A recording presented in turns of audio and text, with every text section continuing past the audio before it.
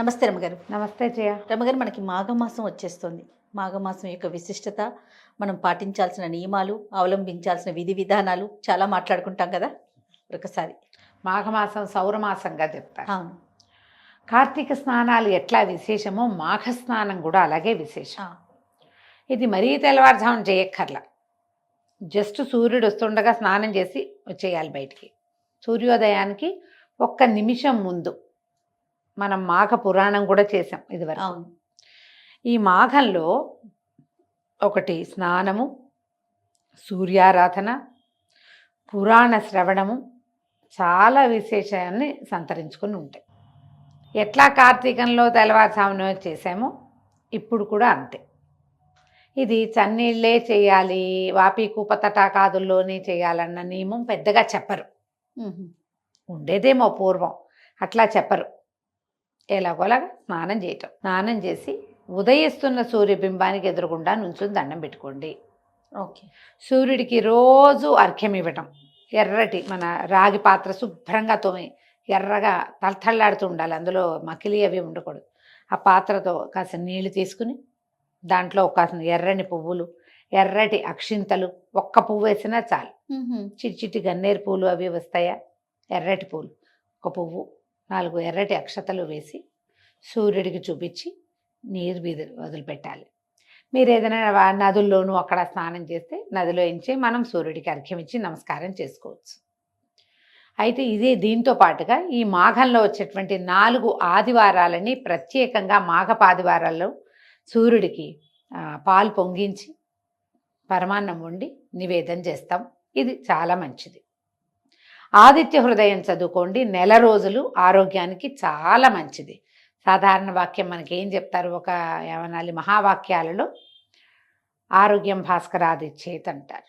అవును. ఆరోగ్యం సూర్యుడి వల్ల వస్తుందంటే సూర్యుడిని రోజు చూసినా వస్తుంది, సూర్యుడిని పూజించినా వస్తుంది, సూర్యుడికి సంబంధించిన స్తోత్రాలు ఏమైనా చదివినా వస్తుంది. దాంతోపాటు అది ప్రత్యేకంగా సౌరమాసం అని చెప్పబడే మాఘమాసంలో కనుక చేస్తే అది ఇంకా విశేషం. అది ఇంకా ఫలవంతంగా ముందుకెళ్తుంది. మీ అవకాశాన్ని బట్టి ఏది కుదిరితే అది చేసుకోండి. మాఘాదివారాలు 4 వస్తాయి. తర్వాత ఏమో రథసప్తం వస్తుంది. ఈ 5 రోజులు తప్పనిసరిగా సూర్యుడికి ప్రీతిపాత్రమైన పాయసాన్ని వండి, పరమాన్నాన్ని వండి ఆవు పాలతో చేస్తే మంచిది. స్వామికి నివేదన చెయ్యండి. ప్రత్యక్ష నారాయణ స్వరూపుడైన సూర్యభగవానుడు ఆరోగ్యాన్ని ఇస్తాడు. అయితే ఇంకొక విశేషం ఏం చెప్తామంటే, గుప్త నవరాత్రులుగా చెప్పబడేటువంటి నవరాత్రులు ఉన్నాయి. మామూలుగా మనం నవరాత్రులు అంటే వసంత నవరాత్రులు, శరణ్ నవరాత్రులు 2 చేస్తాం. ఈ రెండిటితో పాటు గుప్త నవరాత్రులుగా శ్యామల నవరాత్రులు ఇప్పుడు వస్తాయి. అవునండి. వారాహి నవరాత్రులు కూడా వస్తాయి. ఈ గుప్త నవరాత్రుల్ని క్షేత్రాల్లో, పీఠాల్లో, మఠాల్లో జరుపుతారు. ఇళ్లలో అందరూ చేసుకోవాల్సిందే, చేయకపోతే కుదరదు లాంటి భావాలు లేవు. అవకాశం ఉంటే చేసుకోవచ్చు. ఆ చేయటం కూడా ఏదో విశేషంగా అద్భుతంగా అలా ఎలాగో ఈ శరన్నవరాత్రుల్లో అమ్మవారిని సేవించినట్టుగా అంత పెద్ద సేవ చేయకపోయినా ఏ అమ్మవారి పేరు మీద ఈ నవరాత్రులు చెప్పబడ్డాయో ఆమెను తలుచుకునే ఒక్క శ్లోకం చెప్పుకుని లేదా ఒక స్తోత్రం చెప్పుకుని ఆమెకు 2 పువ్వులు, గంధము, పంచోపచారాలు సమర్పిస్తాం కదా. అవునండి. ఆ పంచోపచారాలు సమర్పించి నమస్కారం చేసుకున్న ఈ 9 రోజులు చేసుకోవచ్చు. పాడ్యం నుంచి మొదలుపెట్టి చొల్లంగ అమావాస్య మర్నాటి నుంచి మాఘం మొదలవుతుంది. అవును. ఆ రోజును మొదలుపెట్టి 9వ రోజు దాకా చేసుకోవాలి. ఓకే. ఇది పగలు చేయాలా, రాత్రి చేయాలా, మీ అవకాశాన్ని బట్టి. మీరు పెద్దదిగా చేసుకోదలుచుకుంటే ఎవరైనా పురోహితుడితో, పెద్దవారితో సలహా లేకుండా చెయ్యొద్దు. సింపుల్గా నేను చెప్పినట్టుగా చేసుకుంటామంటే దీపారాధన చేసేటప్పుడే అమ్మవారి శ్యామలాదేవి పేరు కూడా చెప్పుకుని చేసుకోవచ్చు. శ్యామలా దండకం చాలా విశేషమైనది, శక్తివంతమైనది.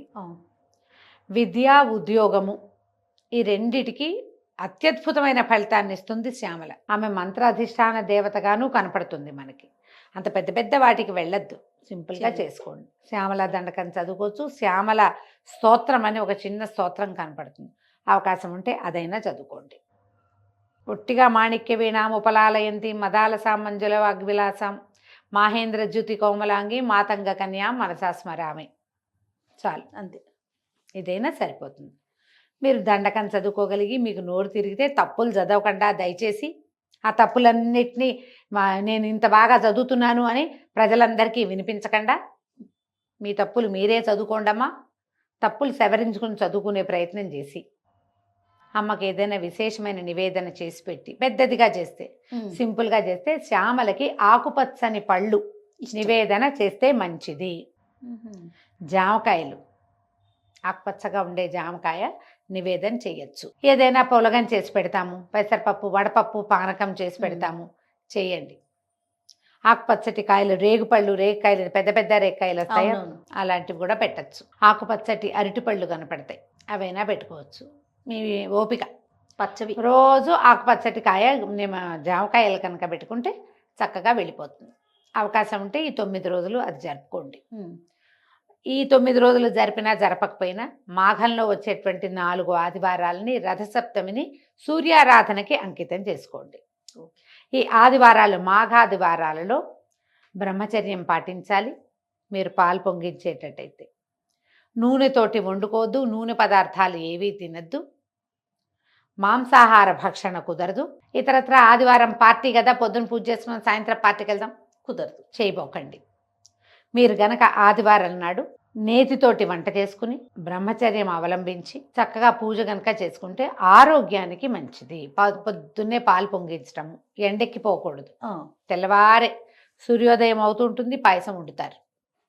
ఆ ఉదయించిన సూర్యబింబాన్ని చూస్తూ ఈ పాయసాన్ని ఆయనకి నివేదన చేసి, సూర్యుడికి సంబంధించినటువంటి సూర్యమండల స్తోత్రము, అలాంటివి బోలెడని స్తోత్రాలు ఉన్నాయి, ఏదో ఒకటి చదువుకోవటం, లేదా ఆదిత్య హృదయం చదువుకోండి.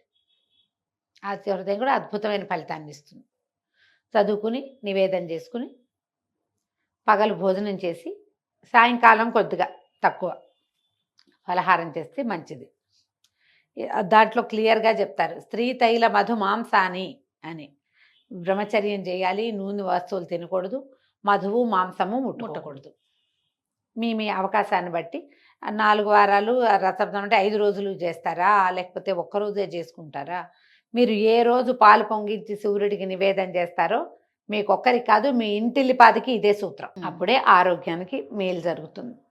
మీకు అవకాశాన్ని బట్టి పురాణం ఎలానో ఉంది, అక్కడి నుంచి పురాణ శ్రవణం ఉంది. మాఘ పురాణం ఎలాగో ఉంది, సుమన్ టీవీలో ఇంచుమించు అన్ని ఛానల్స్లోనూ వేయబడుతుంది.